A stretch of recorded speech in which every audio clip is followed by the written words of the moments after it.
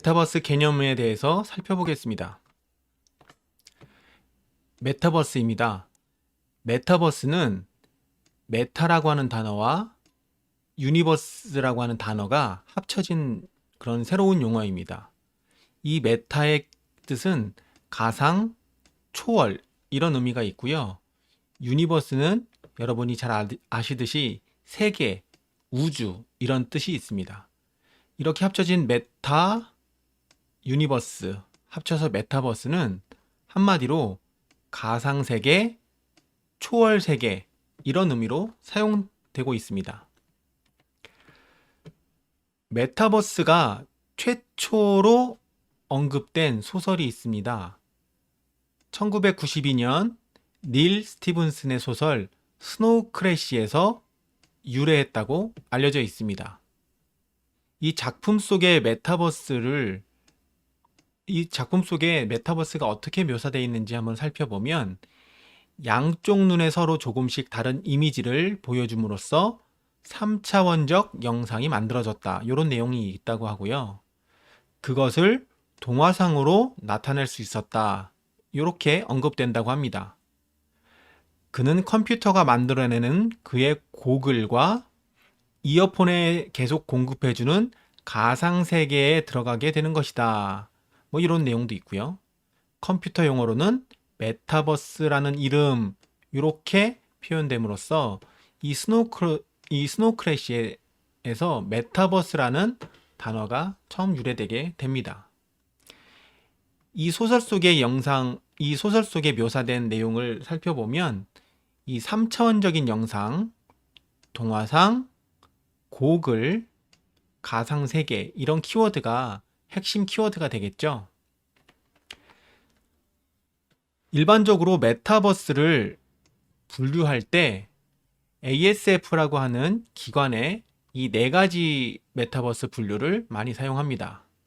이 가로축에는 사용자 밖의 세상에 집중하느냐, 사용자 자신에 집중하느냐가 있고요. 이 세로축에는 증강이냐, 가상이냐 라고 하는 것이 놓여 있습니다. 그렇게 해서 이 네 가지 영역을 우리가 메타버스라고 분류를 하는데 증강현실, 가상현실, 그리고 일상의 디지털화, 실제 세상의 디지털화 이렇게 네 가지 정도로 구분할 수 있습니다.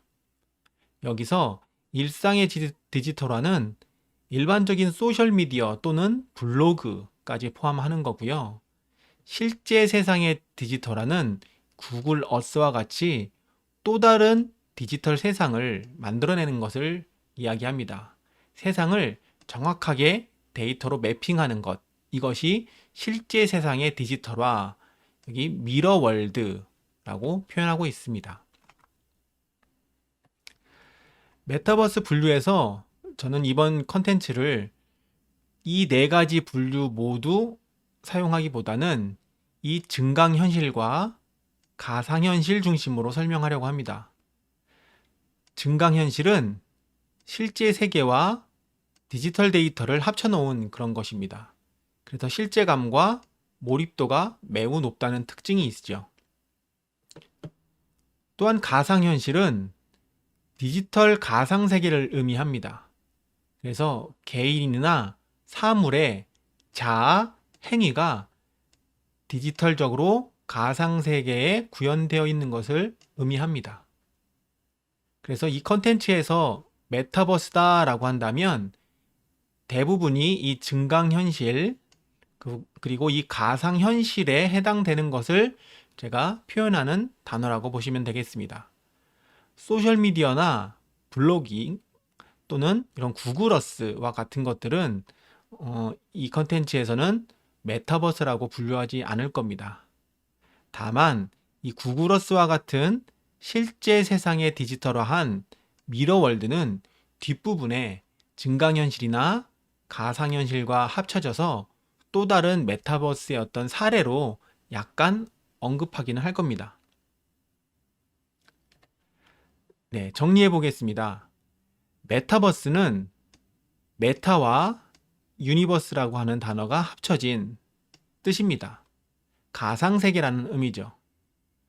또 소설 속의 메타버스가 어떻게 묘사되어 있는지 한번 살펴봤고요.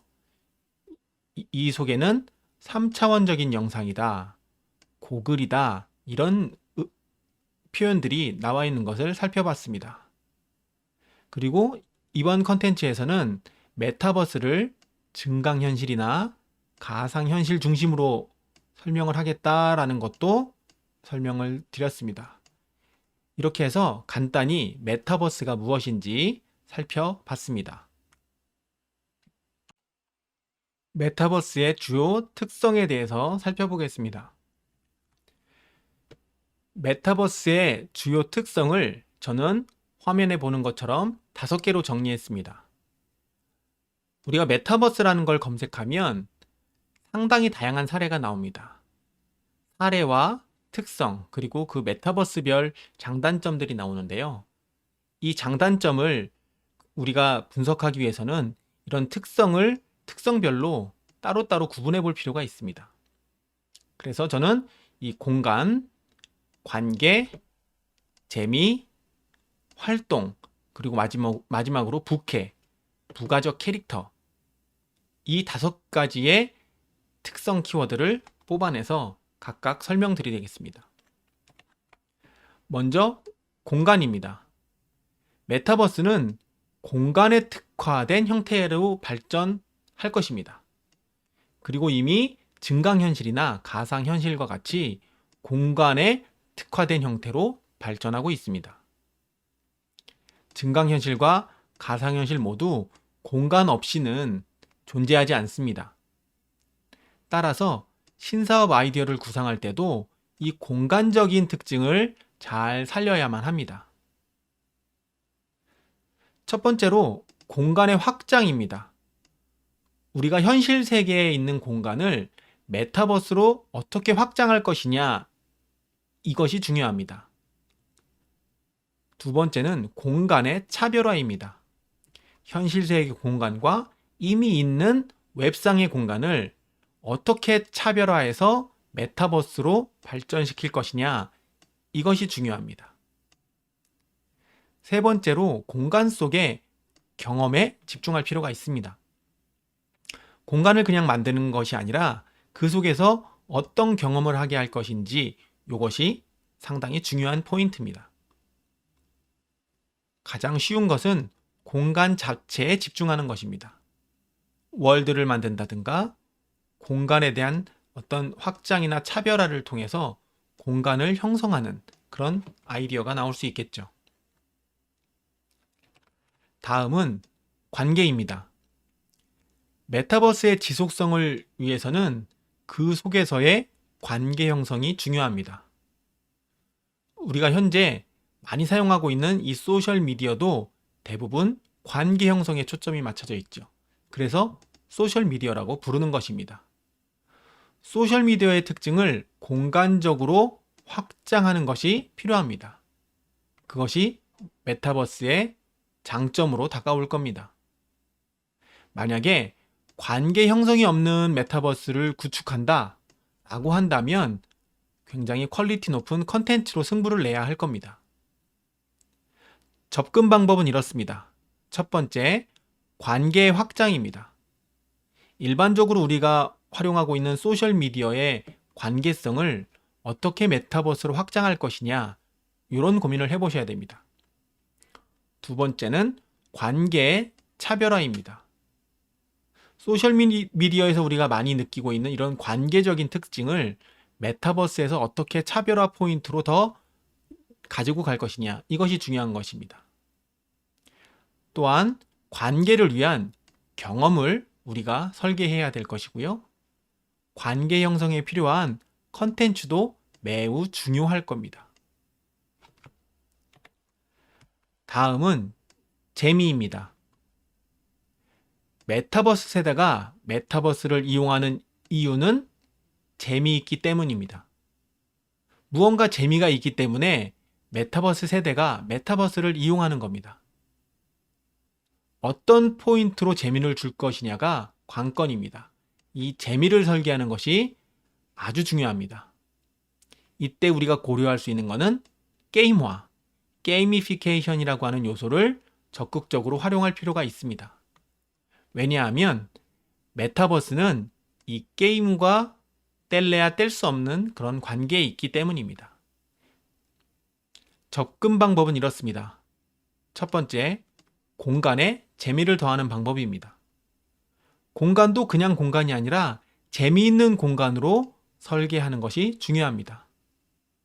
두 번째는 관계의 재미입니다. 관계성을 어떻게 재미로 풀어낼 것이냐, 이게 중요한 포인트입니다. 세 번째는 재미있는 컨텐츠를 제공해야 됩니다. 당연한 얘기겠죠. 이를 위해서는 재미를 위한 행동 설계가 필수적입니다. 어떤 행동을 유저들이 할 때 재미가 높아질 것이냐, 재미있게 행동할 것이냐, 요 설계하는 방법이, 요 설계 포인트가 굉장히 중요합니다. 다음은 활동입니다. 사람은 활동을 통해 재미를 느끼고 배울 수 있습니다. 그냥 단순히 듣는 것을 가지고는 재미를 느끼기 어렵고 배움도 적을 수 있습니다. 따라서 직접 조작하고 움직이는 것이 핵심입니다. 활동을 통해 경쟁과 협동 모두 발생할 수 있습니다. 어떻게 활동을 통해서 경쟁과 협동이 발생하게 할 것인가? 이런 설계 포인트가 중요합니다. 공간 속에서 활동할 수 있는 요소를 추가해야 됩니다. 공간을 설계할 때 활동성을 반드시 감안해야 됩니다. 이렇게 접근할 수 있습니다. 활동에 재미를 제공합니다. 직접 조작할 수 있도록 해야 됩니다. 활동을 하면 무언가를 얻을 수 있도록 보상을 제공하는 것이 좋습니다. 그리고 활동에 의미를 부여합니다. 무의미한 활동이 아니라 의미를 부여한 유의미한 활동이 되도록 설계해야 됩니다. 따라서 공간을 설계할 때는 활동 중심의 공간이 될 수 있도록 설계하는 것이 필요합니다. 마지막으로 부캐입니다. 우리가 리얼 월드를 살아가는 이 본캐와 가상 속의 이 부캐의 이 두 가지를 놓고 봤을 때 역할이 달라지고 있음에 주목해야 됩니다. 부캐의 속성은 본캐가 원하는 방향에 따라 결정됩니다. 부캐가 본캐만큼이나 중요한 시대가 되고 있음을 우리는 인지해야 됩니다. 그래서 이러한 아이디어를 제공할 수 있습니다. 첫 번째는 부캐에 대한 정체성 확립을 우리가 해볼 수 있겠습니다. 본캐만큼이나 부캐에 대한 애정의 사람들이 남다르기 때문에 이 정체성을 확립할 수 있도록 해주는 것이 중요하겠습니다. 따라서 부캐의 시간과 비용을 사용하도록 설계하는 것이 필요합니다. 꾸미고 육성하고 할 수 있도록 우리가 배려해줘야 됩니다.